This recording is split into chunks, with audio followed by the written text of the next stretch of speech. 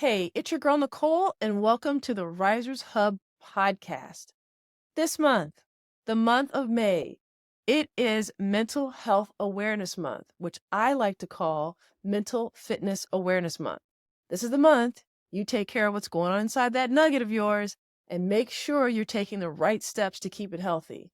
From eating the right foods to exercise to even seeing a therapist, let's talk about it all and what can aid your mental health. So today, we're going to take a deep dive into a few powerful tools that will keep you mentally fit, not just in the month of May, but for every single day. All you need is discipline, the willingness to take care of yourself, and the right tools to be in the best mental state you can be in. I will touch on points I shared with you last week, like journaling, exercise, and meditation, just to name a few.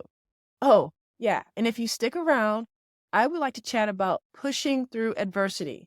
Yes, when things get hard, things get a little tough, and you feel like you've been pushed back, let's talk about pushing forward. Does that sound good? Okay, let's start rising.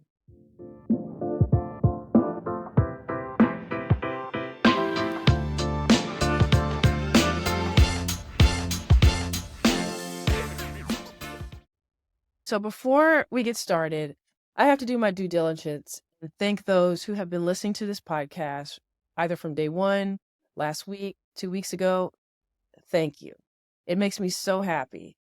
Now, I also want to thank those for all your well wishes from last week. If I sound nasally, well, I'm still a little under the weather, but here's the tea, okay? Now, I'm saying this in a laughing matter, but there is no laughing matter here. On a serious note, my aunt passed away last week, and even saying that she passed away last week, I felt like it happened yesterday. I was there when she passed, and that same day, I caught what I thought was just a cold turned into a sinus infection. So, needless to say, it's been a very interesting couple of weeks. So, with me doing all my mental checks and, having a short podcast last week, that's what's been going on. But I'm back and I'm ready to talk about Mental Fitness Awareness Month. So that's enough of me. And let's talk about us as a community. So let's get started.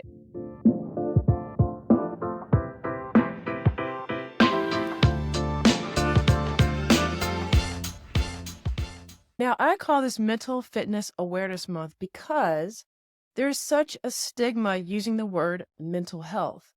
Mental health does not necessarily mean you're crazy or something is wrong with you. Think about this. When you talk about physical health, people immediately think of exercise. When you talk about spiritual health, people immediately think of, I don't know, God, the universe, Buddhism, or something greater than themselves, right? Well, it should be the same way for mental health, but unfortunately, it's a little different because of maybe generational beliefs or ideas that people may have around the term. So for this podcast, for this community, let's stick to mental fitness awareness and start getting mentally fit.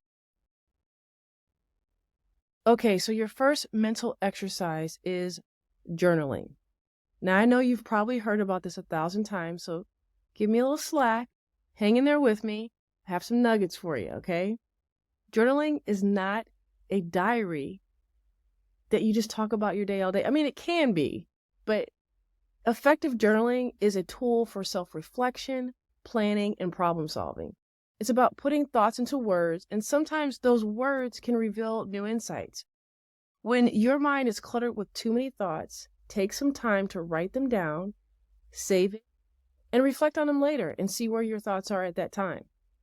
Journaling is a great way to put things into perspective. It can also help unload a lot of tension that you're holding in your body you don't even know. Now, I want to share something that I learned about 5 years ago, and that is about expressive writing or expressive journaling. It's a great way to help you get through some trauma or extremely negative thoughts. There's a book called Expressive Writing, Words That Heal by James Penbaker and John Evans, and it can help overcome trauma and emotional upheaval, resolve issues, and improve your overall health and build resilience. Now, when I did this exercise, I read the book, I did the exercises, and I have to say that journal was thrown across the room a couple times because I was really going through some stuff about 5 or 6 years ago. And so for me, it really helped me learn what was triggering the things that were making me angry or making me sad. And it was pulling things out of me that I didn't even know that I had. Now, the effectiveness of expressive writing has been the subject of various research studies, and it has shown several psychological and physical health benefits. I'm just going to name a few. And remember, you don't have to write everything down. I'm going to have show notes after the podcast. Number 1, emotional and psychological benefits. Expressive writing can lead to improved mood, greater emotional well-being, and reduced stress levels. Number 2, physical health improvements. I know that sounds crazy, but it really can help you physically. Some studies have shown that expressive writing can lead to better immune functioning, reduced blood pressure, fewer visits to the doctor. So, yeah, I'm going to keep writing. I don't know about you. And number 3, cognitive benefits. Engaging in expressive writing can lead to improved working memory, better sleep, and more effective problem-solving skills. Number 4, trauma recovery. Expressive writing has been particularly effective for those dealing with trauma. Like I said, that book was thrown 2 or 3 times across the room. Number 5, behavioral changes. There's also evidence suggesting that expressive writing can lead to behavioral changes such as improved relationships, increased social engagement, and greater academic performance. So if you want to learn more about expressive writing, like I said, grab that book. And if you have a therapist, talk to your therapist about it and work with your therapist to do the expressive writing. It is very, very effective.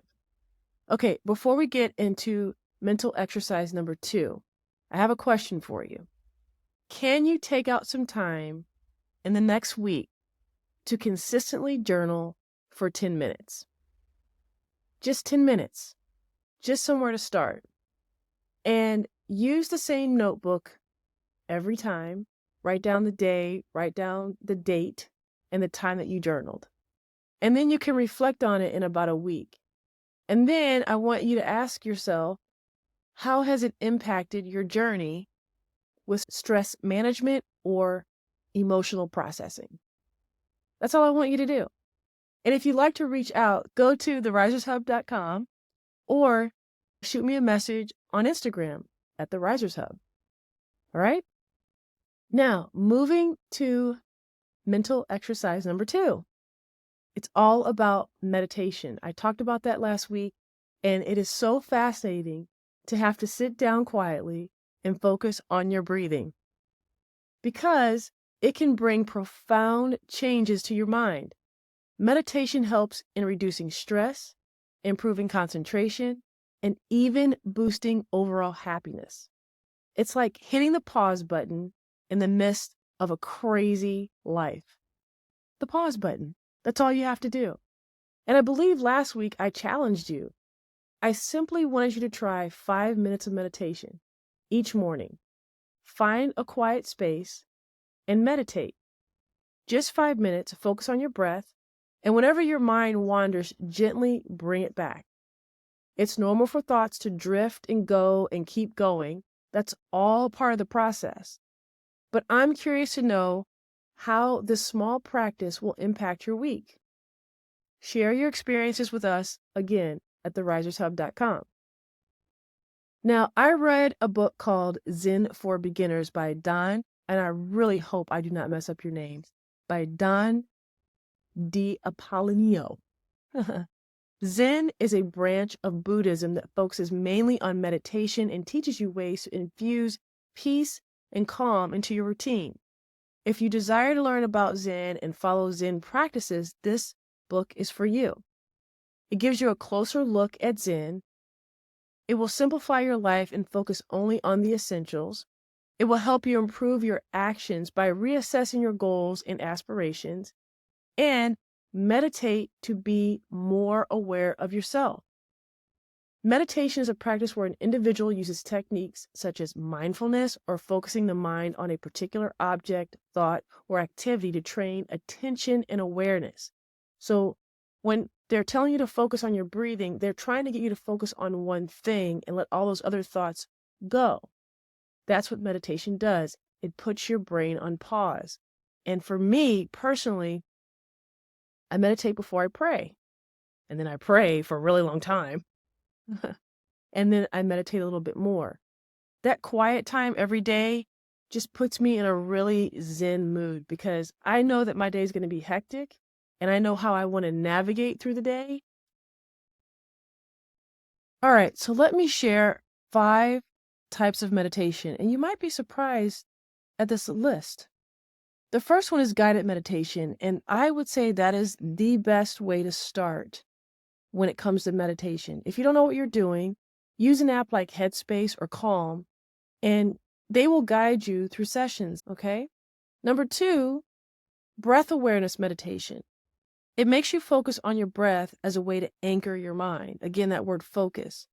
Sit in a comfortable position, close your eyes, and simply pay attention to the way you breathe. Notice the sensation of air entering and leaving your nostrils or the rise and fall of your chest. Again, you're focusing on your breath and something other than the thoughts in your mind. Number 3, mindful walking. Now, for someone like me, sitting can be challenging sometimes. So try mindful walking. This can be done anywhere, a park, a garden, even indoors.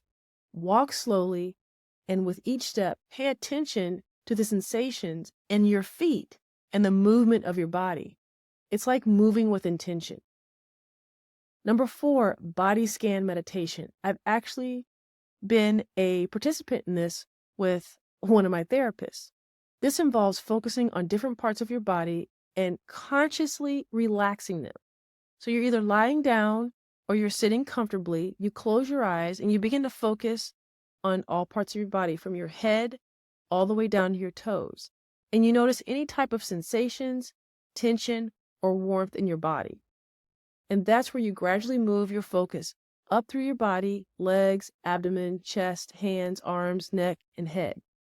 This technique helps you reduce physical tension and promotes a sense of peace. And number 5, use music or sound. Now, I use music and sound about 4 or 5 times a week. It helps me calm down. I like to listen to natural sounds, and also it makes me focus on the sound and not the racing thoughts in my head. Mental exercise number 3. Let's lace up them sneakers, folks, and let's talk about physical fitness. You know, I get excited when I talk about physical fitness. It's not just about building muscles or endurance, it's deeply connected to your mental health.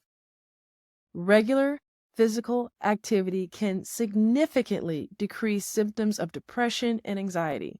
Whether it's a jog in the park, a dance class, or just walking around your neighborhood, it all counts.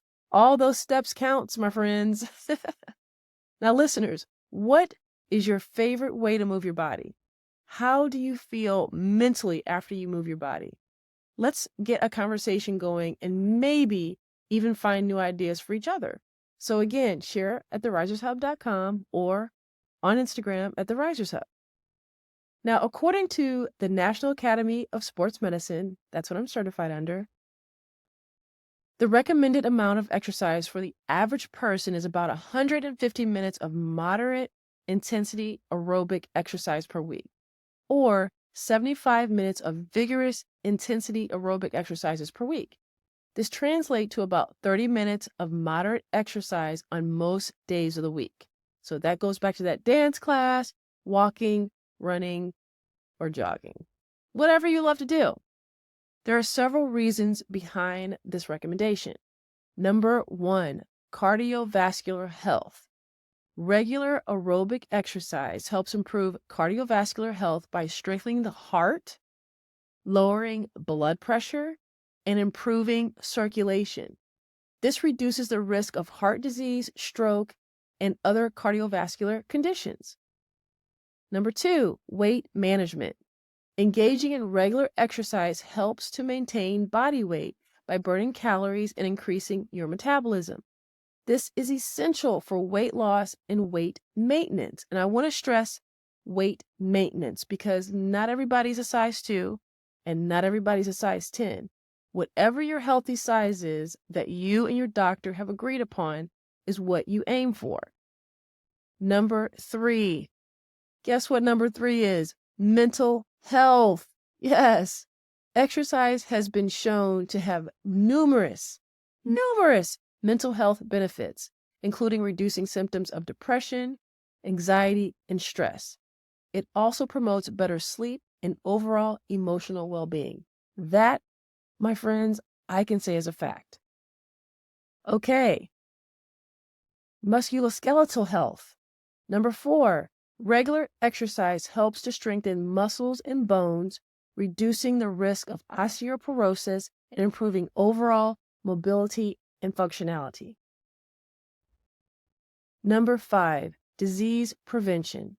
Regular physical activity is associated with a lower risk of developing chronic diseases such as type 2 diabetes, certain types of cancer, and metabolic syndrome. Now, what I want you to do when I'm talking about disease prevention is look at your family. What's happening with your family, and are they moving? Are they taking care of themselves mentally and physically? You can break that cycle right now by starting to move. And the last one, number 6, longevity. Studies have consistently shown that regular exercise is associated with a longer lifespan and improved quality of life in older adults. I don't know about you guys, but these 6 reasons will keep me moving for the rest of my life. All right? So again, I'm going to ask my listeners, how do you like to stay active and what impact does it have on your mental well-being? Share your experiences and let's get inspired by each other's ways of getting in shape, mentally, physically, and spiritually. Okay, we've talked about journaling, meditation, and exercise. Now, I want to briefly talk about what you put in your body to help feed your brain. So I'm not a nutritionist, but I want to share a list of foods that can help your brain health. And the first part of the list isn't surprising because when I was an active physical trainer, these are some things I shared with my clients so that they had a better idea of what to talk about with their doctors or with their nutritionists or dietitians to get them on the right path to eating healthier to help not only their physical well-being, but their mental well-being. And then there's a short list I'm going to list at the end. And again, please talk to your health care practitioner about these because everyone's different. And it's a study that I found through Ace Fitness that was very interesting because I didn't know about how probiotics can help your mental health as well. All right, so here's the list. Number 1, green leafy vegetables. Leafy greens such as kale, spinach, collards, or broccoli. Pretty simple.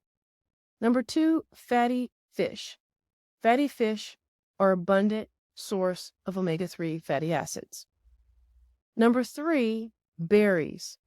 A great way to help improve your memory are to eat all kinds of different berries. And then tea and coffee.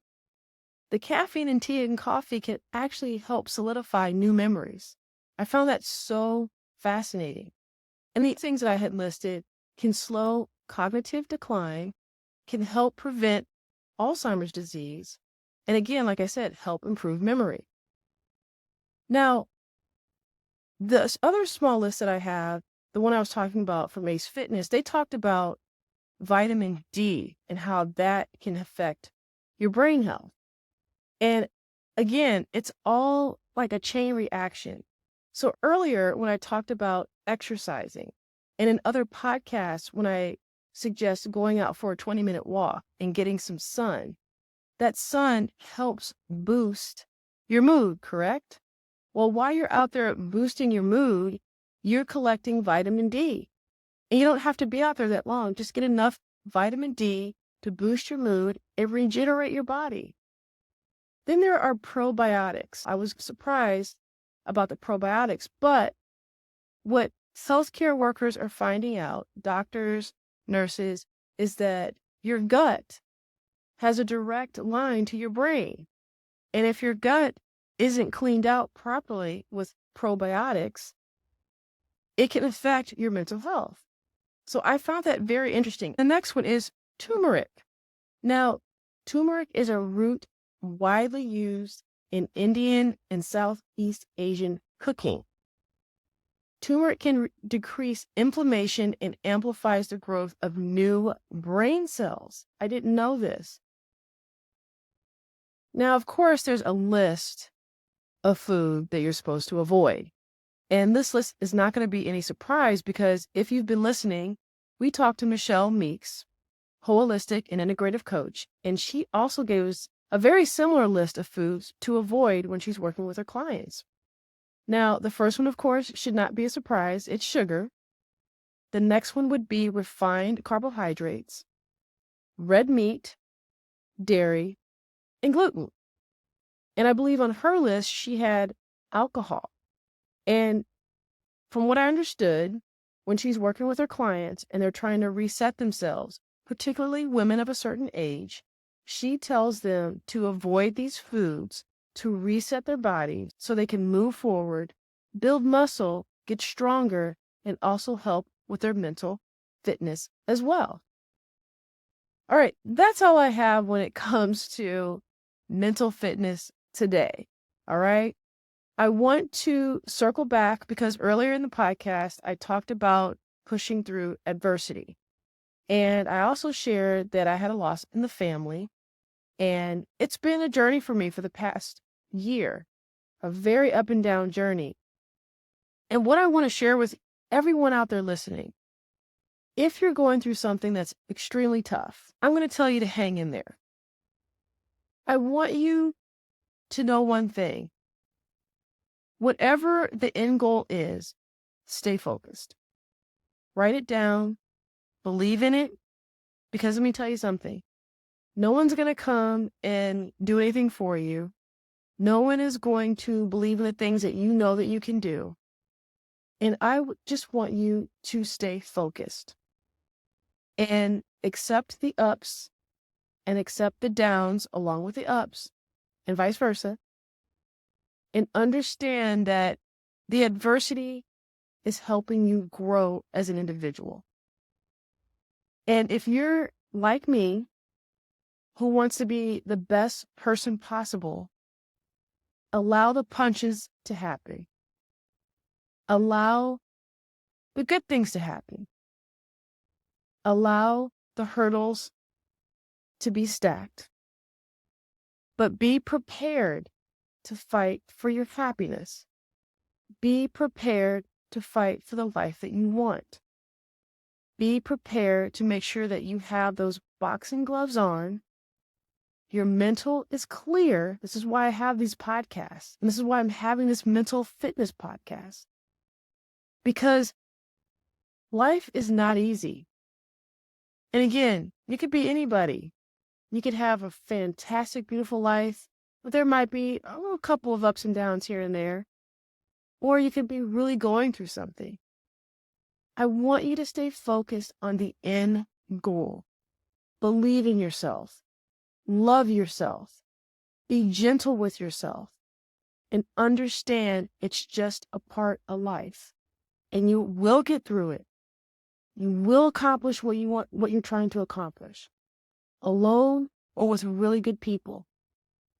And I just want you to push forward. I really felt the need to say that to somebody out there because I think somebody needs to hear it.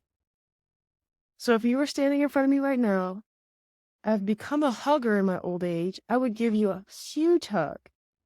And I would tell you that everything is going to be all right. So thank you so much for listening to my podcast. And until next time, keep rising.